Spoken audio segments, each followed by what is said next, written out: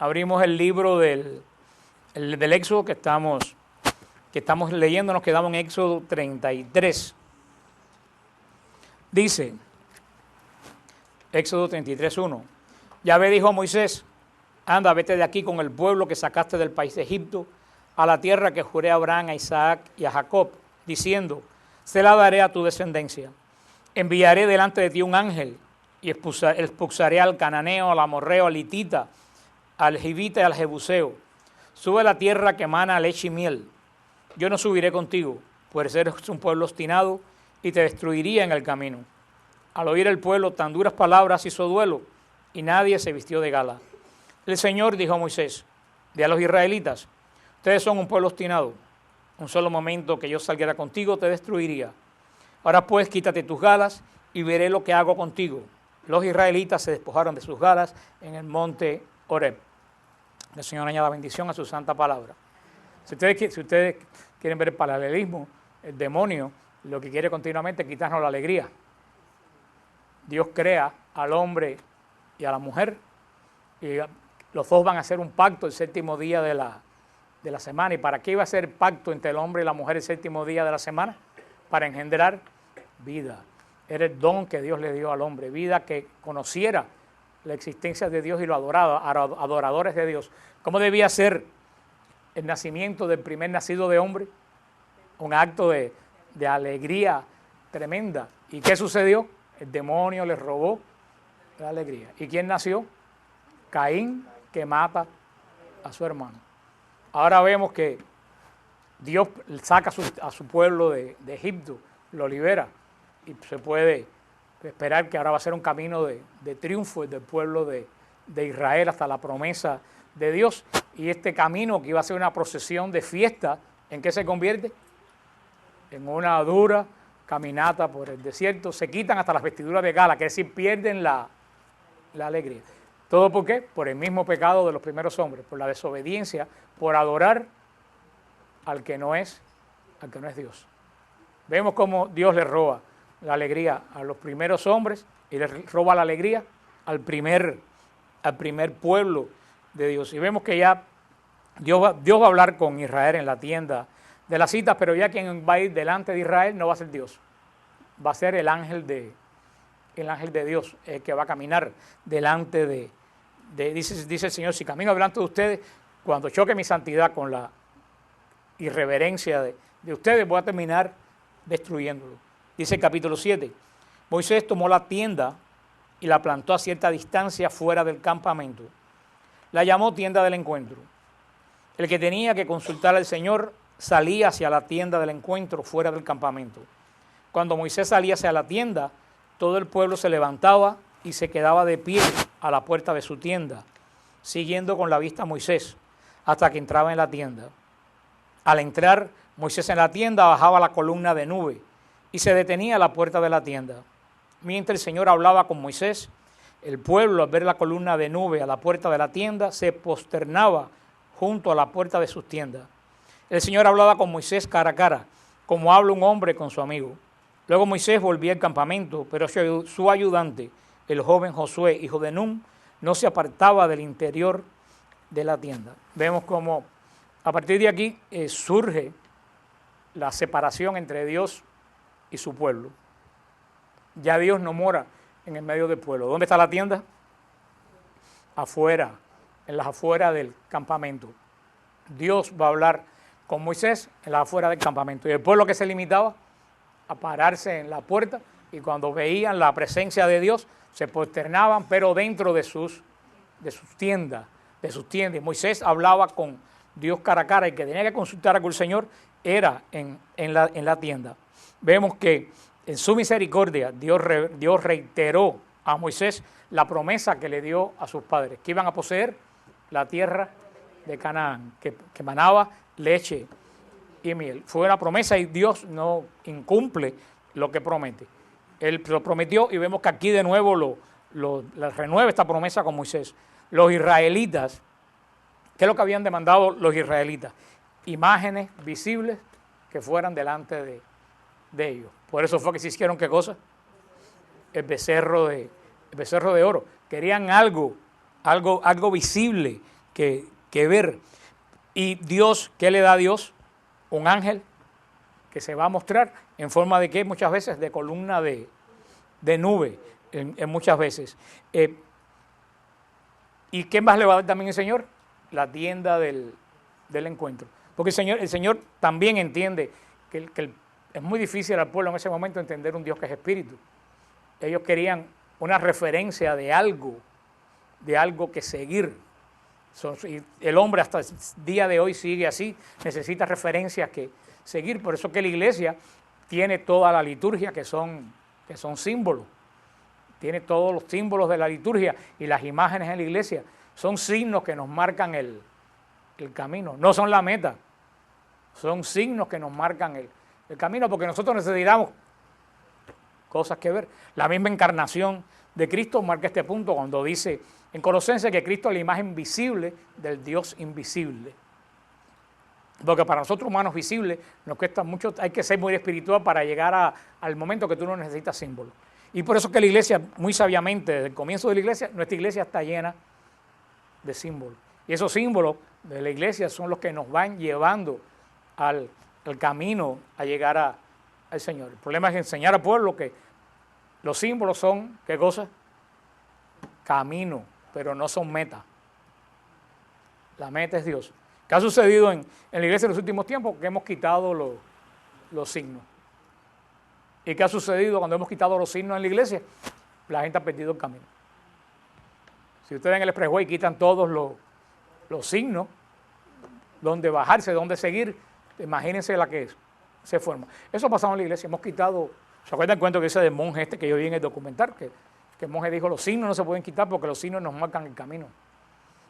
Y por eso muchas veces en la iglesia hoy en día hemos perdido los signos. Se han perdido, menos mal que ahora se están recuperando estos signos de nuevo, se están recuperando. Pero por 140 años se perdieron todos los signos, las devociones, el escapulario, las medallas, los crucifijos, los sacramentales, todo se perdió de la iglesia. Y al perderse todos esos signos, ¿qué perdimos? El camino.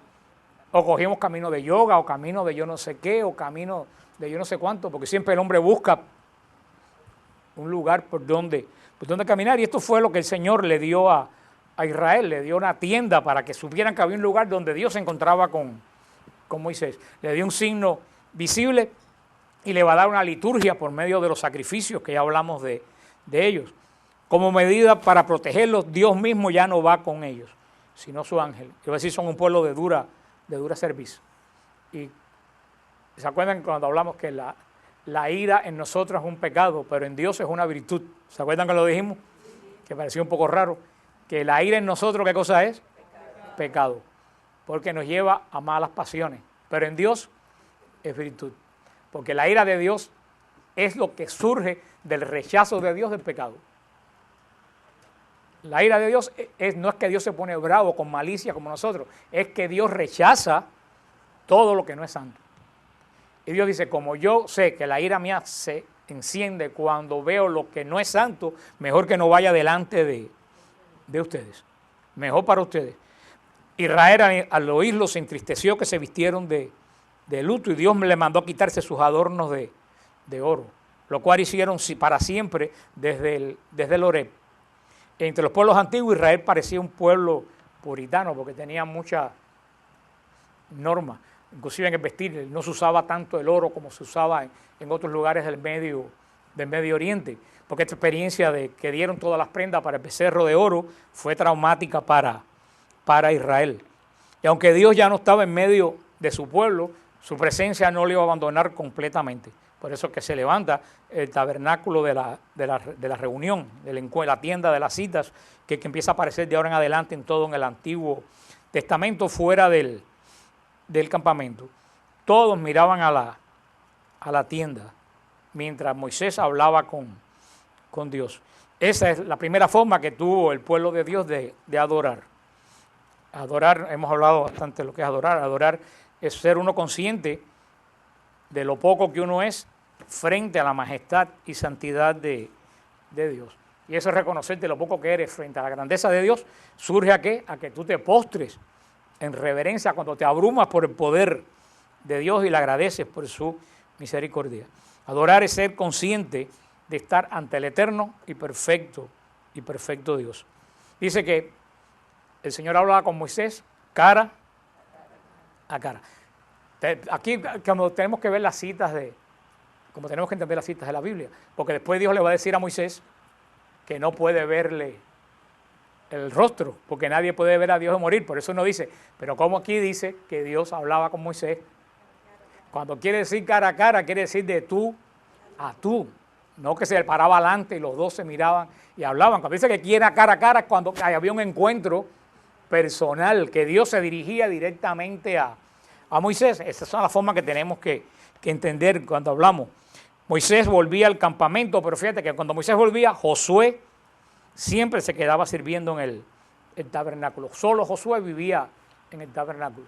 Por eso que Josué va a ser el único. Bueno, también Caleb, pero Josué es el segundo que entra de los que salieron de Egipto a la tierra prometida. Los demás se van a quedar por el camino. Josué va a ser el gran líder que donde Moisés va a depositar su sucesión.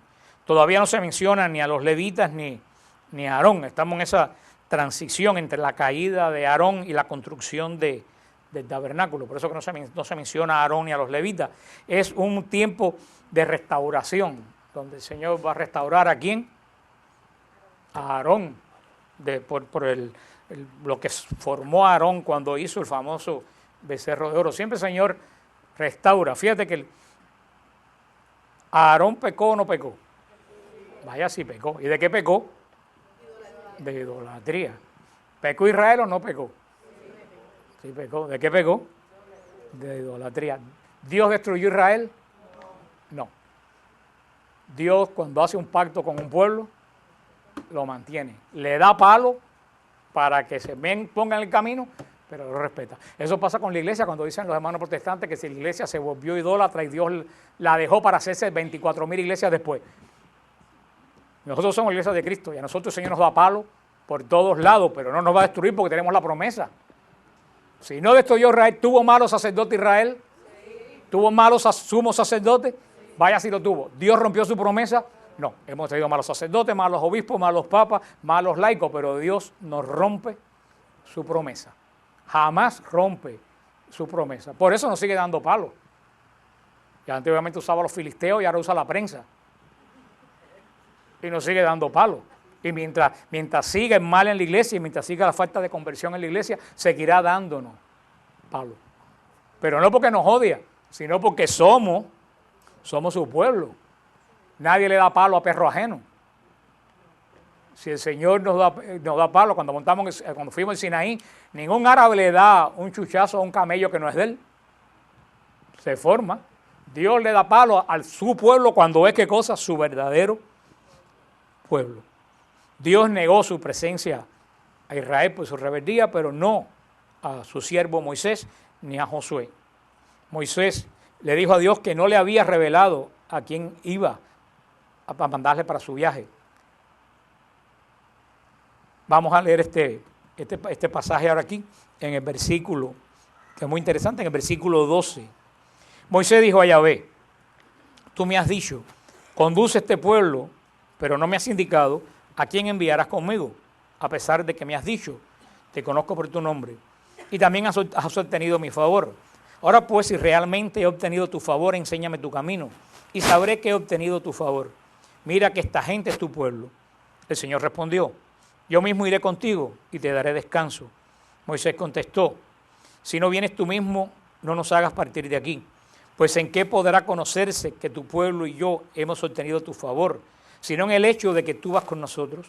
Así tu pueblo y yo nos distinguiremos de todos los pueblos que hay sobre la tierra. Yahvé respondió Moisés, haré también esto que me pides, pues has obtenido mi favor y yo te conozco por tu nombre. Entonces Moisés dijo a Yahvé, déjame ver tu gloria. Él le contestó, yo haré pasar ante tu vista toda mi bondad y pronunciaré delante de ti el nombre de Dios. Pues concedo mi favor a quien quiero y tengo misericordia con quien quiero. Y añadió, pero mi rostro no podrás verlo, porque nadie puede verme y seguir con vida. Yahvé añadió, aquí hay un sitio junto a mí, ponte sobre la roca. Al pasar mi gloria te meteré en la hendidura de la roca y te cubriré con mi mano hasta que yo haya pasado. Luego apartaré mi mano para que veas mi espalda, pero mi rostro no lo verás. Es lo que hablamos hasta ahora. Vemos este diálogo de Dios con Moisés. ¿Quién me va a acompañar? Muchas veces en la Escritura es muy difícil diferenciar el ángel del Señor de Dios. Hay veces que tú no sabes la Escritura cuando se refiere al ángel del Señor, que es Dios mismo o que es un ángel de él. Al parecer, yo creo que el ángel fue el que fue guiando a Israel, pero esta presencia de Dios quiere decir que siempre que Moisés pedía dirección a Dios, Dios se hacía presente en la tienda de la cita, aunque ya no era continuamente el que iba delante de Israel. Y el Señor, Moisés le pide al Señor lo que estuvimos hablando ya, que le deje ver su gloria, su cara. El Señor le dice, nadie puede ver mi gloria y seguir viviendo. Nunca se me olvida en el viaje que hicimos el año antes pasado a Israel, la guía de nosotros decía que los judíos nunca habían visto a Dios, que el Dios de ellos era un Dios sin rostro. El padre Francesco, en un momento que no estaba la guía, dijo, demos gracias a Dios que nosotros los cristianos sí hemos visto el rostro de Dios. El rostro que no pudo ver Moisés, lo hemos visto nosotros en Cristo. Y lo vemos en cada Eucaristía. Cada vez que contemplamos la Eucaristía, contemplamos el rostro de Dios que Moisés no pudo ver. ¿Por qué Moisés no pudo ver el rostro de Dios? Porque Dios no se había encarnado. Dios no tenía rostro humano. Lo que Moisés hubiera podido ver es la gloria de Dios en todo su esplendor, y eso ningún humano lo podía ver. Ahora, cuando ya en la encarnación de Cristo rompe, ya Jesús se hace hombre como nosotros, verdadero Dios y verdadero hombre, y sin dejar su divinidad, tiene rostro y es uno semejante a nosotros. Por eso camina entre nosotros, por eso que dice el profeta Isaías, que puso su tienda entre nosotros. Y esa es una bendición que tenemos nosotros. Y vemos que la respuesta sí, también que le da Moisés es muy sabia. Si tú no vas con nosotros, preferimos no marchar. Porque ellos sabían que solos por el desierto, cada cual con sus propias opiniones, como siendo un pueblo de dura cerviz, cada cual iba a querer coger por un lado. Vemos que Israel sale uno desde el monte Sinaí. ¿Por qué sale uno desde el monte Sinaí? Porque va siguiendo el arca de la alianza, va siguiendo el testimonio del pacto de Dios. Por eso que Israel hasta el día de hoy va a ser un solo pueblo, porque va a seguir, ¿qué cosa? El pacto de Dios. Los que se apartaron del pacto de Dios, las otras 10 tribus que se apartaron del pacto de Dios cuando hicieron su templo en Siquén, se desaparecieron, perdieron el camino. Y así pasa en el día de hoy. Hemos seguido siendo por 2000 años una sola iglesia, porque nosotros seguimos en el pacto de Dios. Aquí nosotros no abrimos una iglesia en una esquina porque me puse bravo con el cura de ahí y hago un pacto mío particular. Aquí seguimos en el único pacto de Dios, recibiendo palos y dando tropezones, pero seguimos caminando como Israel por el desierto y seguimos siendo una sola iglesia, un solo pueblo de Dios. Y así Moisés ve pasar la gloria de Dios escondido en una peña, porque Dios quería que Moisés viviera. Dice en el 34:1, el Señor dijo a Moisés, tállate 2 tablas de piedra, como las primeras, sube donde mí al monte, y yo escribiré en ellas las palabras que había en las primeras tablas que rompiste. Prepárate para mañana, sube temprano al monte Sinaí, y aguárdame allí en la cumbre del monte. Que nadie suba contigo, ni aparezca nadie en todo el monte, ni siquiera las ovejas o las vacas que pasten en el monte. Moisés labró 2 tablas de piedra, como las primeras. Se levantó temprano y subió al monte, como le había mandado el Señor, llevando en su mano las 2 tablas de piedra. El Señor descendió en una nube y se detuvo junto a él. Vemos como el Señor renueva la alianza. Y vemos al pobre Moisés volver a subir los que subimos al Sinaí. Los que subimos al Sinaí hace como un mes sabe de qué estoy hablando. Volver el pobre Moisés a subir y sin camello el Sinaí por la cabeza dura de Israel. Y el Señor va a renovar la alianza. Dios manda a preparar a Moisés 2 tablas como las anteriores, y Dios desciende en una nube y proclama la esencia de su naturaleza, que es lo que dice aquí en el versículo 5. El Señor descendió en una nube y se detuvo allí junto a él. Moisés invocó el nombre del Señor. El Señor pasó delante de él y exclamó: el Señor, Dios lento a la ira y abundante en misericordia y fidelidad, que mantiene su amor por 1000 generaciones y perdona la iniquidad, la rebeldía y el pecado, pero no las deja impunes, que castiga la culpa de los padres en los hijos y en los nietos hasta la 3ª y 4ª generación. Al instante Moisés se inclinó a tierra y se postró, y dijo: Señor mío, si he obtenido tu favor, dígnese mi Señor ir en medio de nosotros. Aunque este sea un pueblo obstinado, perdona nuestra iniquidad y nuestro pecado, y haz que seamos tu heredad. Dios descendió en la nube y proclamó su naturaleza perdonadora, misericordioso y piadoso, lento a la ira y abundante en misericordia. Esa es la esencia del corazón de Dios. Aquí Dios le abre el corazón a Moisés y le explica, le da la esencia de quién es él. Pero también dice que aunque es un Dios misericordioso, es un Dios justo. Dice que es un Dios justo. Y dice un versículo aquí que ha confundido a mucha gente, que castiga la culpa de los padres, los hijos y los nietos hasta la 3ª y 4ª generación. Mucha gente hoy en día cuando lee eso, pues como que se asusta, ¿no? Pero tenemos que entender que esto es en la primera alianza. ¿Hay redención? No. En la primera alianza no hay redención. No hay quien pagara por los pecados. Por eso los pecados cometidos se quedaban de generación en generación. Ahora Cristo nos redimió de la maldición del pecado y el bautismo rompe todo eso. Y ahora el pecado es personal. Dios no castiga los pecados en una persona que no los ha cometido. Hoy me dicen, bueno, entonces las misas o las oraciones, perdón, no las misas, las oraciones que se hacen de sanación intergeneracional.